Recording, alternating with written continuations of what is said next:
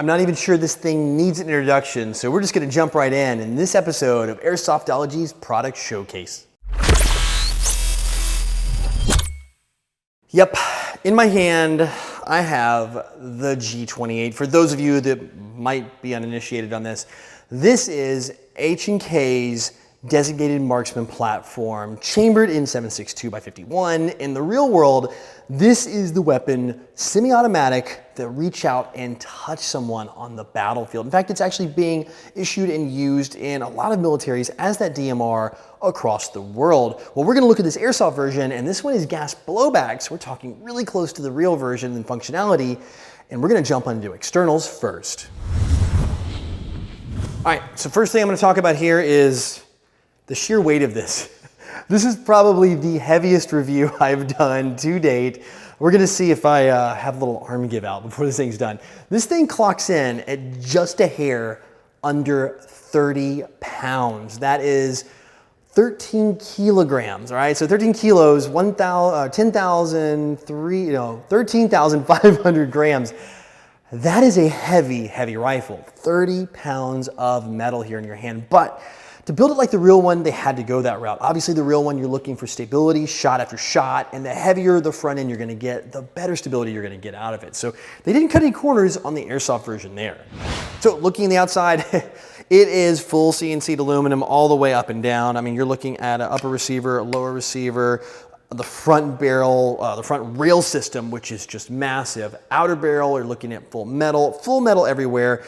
You do have polymer handguards here, which have the HK logo on the left and right side here in the rail sections. Rail sections do go from about here back, just like the real one. The front is just a shroud around the barrel. Top rail all the way front to back. Integrated flip-up sights actually recess and nest perfectly, and then a rear sight that's quick detached. It actually goes on an interesting way. You just kind of pull the side lever and it just pops right off. Really easy to get to.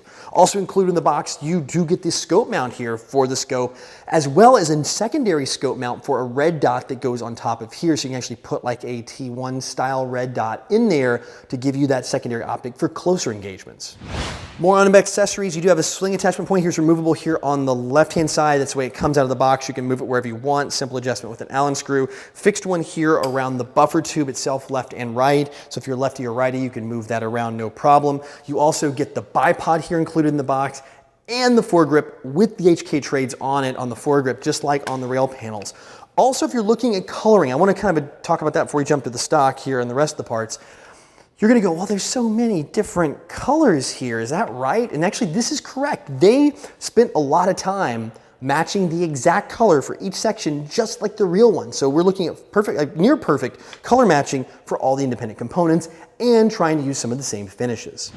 Moving back, polymer grip. Polymer stock, the stock itself is spring-loaded, so when you grab it, it'll help slide on back. Cheek rest is adjustable vertically as well, so you can actually set that cheek weld and you can press it back forward. It's slightly spring-loaded, so it's not too much to get there. Also, if you need a little more, you do have the rubber butt plate, a wheel here on the side to actually give you even more length to pull, and 2 more sling attachment points on the left and right here on the rear.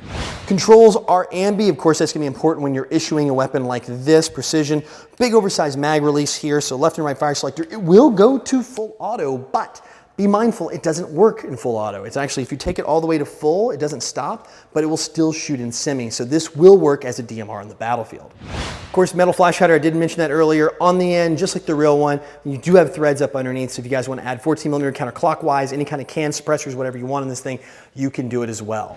Magazine itself is massive. Not incredibly heavy, made of polymer, just like the real one, got the tan grip, the kind of the translucent side, and just like the real one as well, is only 20 rounds. So you're gonna be looking at having to pick up a few of these monsters to hang around in the field, but they did want to stick with the original round count because this is, pretty much a beautiful replica of a gun, and they did want to go high. Now I know for some of you that might be a big negative because you're talking about only 20 shots with the gas blowback rifle, and admittedly, that's gonna be tough, but going for realism, that's something important. It could be a negative. As of right now, there are no other mags, no extended mags or what we call mid-cap mags to take you above that 20 round count.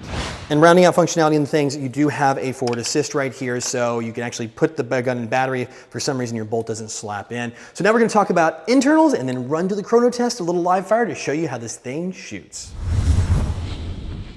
All right, inside the gun, it tears down like normal. You do have an adjustable hop-up pin here, so you can set it for the weight BB you're gonna use. Obviously, being a DMR, you're gonna wanna crank that power up. Steel bolt carrier group, nice polymer actual bolt itself inside, so you don't have that wear of metal on metal as the BB engages. And of course, huge buffer tube, including real spec buffer tube, which is actually larger and then on the real gun itself. So the real gun itself has a much larger buffer tube than a standard AR one. In fact, in the real one, something neat fact, I actually shot one of these at SHOT Show last year or 2 years ago.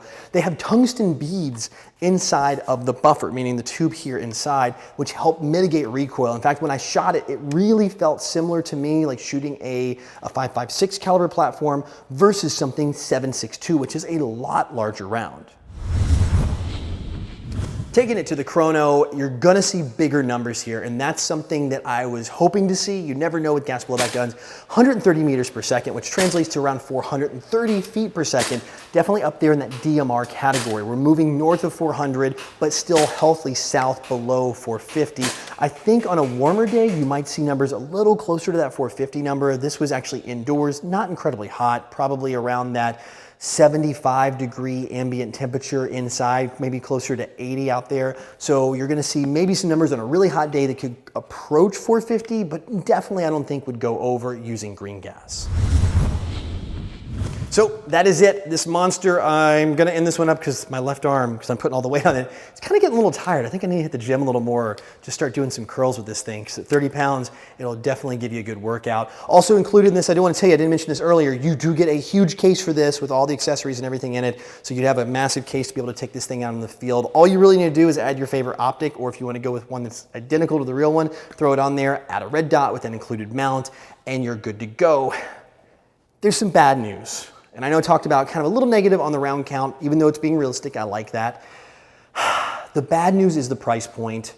You're looking at retail US dollars. Again, this is gonna vary based on the country you're in. It could be above, it could be a little below, based on taxes and importation, of around 1,000 US dollars for this kit.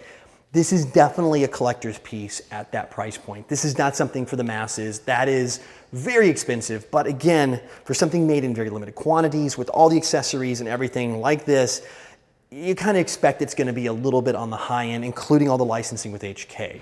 So if you've been wanting to play DMR, you want to look definitely different and have something that will turn heads on the battlefield, break open your wallet and take a look at the HK Gas Blowback G28 rifle made by VFC. And of course, if you guys want to learn more about this, I have links in the description below to try to take you to some places to go check this rifle out. And also at the very end here, I want to know what your guys' thoughts are of this rifle. Is it too much? Is it cool? Do you love it? If you had the money, would you pick this thing up and run with it and buy it? Or would you buy it, hang it up on the wall as just kind of a nice collector's piece and have it there all nice and safe and happy? Let me know in the comment section below. I'd love to hear your comments. Well, that's it. I'll see you next time here on Airsoftology Product Showcase videos. And until then, go out, play some Airsoft, have some fun. But no matter what you do, call your freaking hits.